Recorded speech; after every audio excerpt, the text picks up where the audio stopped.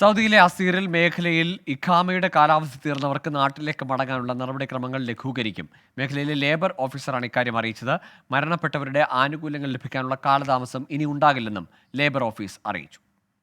സൗദിയിലെ അസീർ മേഖലയിൽ പ്രവാസികളുമായി ബന്ധപ്പെട്ട പ്രശ്നങ്ങൾക്ക് പരിഹാരം കാണാൻ ഇനി മുതൽ കാലതാമസം ഉണ്ടാകില്ലെന്ന് മേഖലയിലെ ലേബർ ഓഫീസർ സലാഹ് അലി അൽ മുത്തേരി പറഞ്ഞു. മേഖലയിലെ വിവിധ കോൺസുലേറ്റ് പ്രതിനിധികളുമായുള്ള കൂടിക്കാഴ്ചയിലാണ് അദ്ദേഹം ഇക്കാര്യം അറിയിച്ചത്.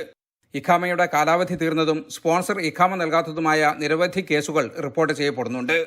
ഇങ്ങനെയുള്ളവർ അസീർ ലേബർ ഓഫീസിനെ സമീപിച്ച് നാട്ടിലേക്ക് മടങ്ങാനുള്ള അപേക്ഷ നൽകിയാൽ നാട്ടിലേക്ക് കയറ്റിവിടാൻ ആവശ്യപ്പെട്ടുകൊണ്ട് ഡീപ്പോർട്ടേഷൻ സെന്ററിന് ലേബർ ഓഫീസ് കത്ത് നൽകും.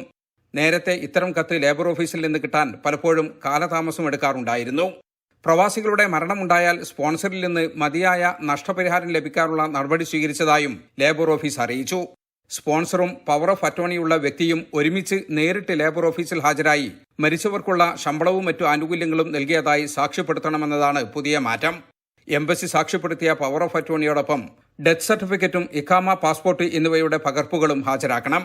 സ്പോൺസറും പവർ ഓഫ് അറ്റോർണിയുള്ള വ്യക്തിയും ഒരുമിച്ച് നേരിട്ട് ഹാജരാകണമെന്ന നിർദ്ദേശം വന്നതോടെ മരിച്ചവരുടെ ആനുകൂല്യങ്ങൾ ലഭിക്കാനും നടപടിക്രമങ്ങൾക്കും നേരിട്ടിരുന്ന കാലതാമസം ഇല്ലാതാകുമെന്നാണ് പ്രതീക്ഷ.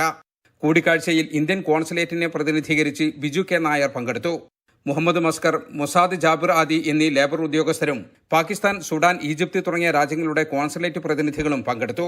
അസീറിൽ നിന്നും റസാഖ് കിണാശ്ശേരിക്കൊപ്പം ജലീൽ കണ്ണമംഗലം, 24 അഞ്ചിന്റെ വജ്രത്തിളക്കം.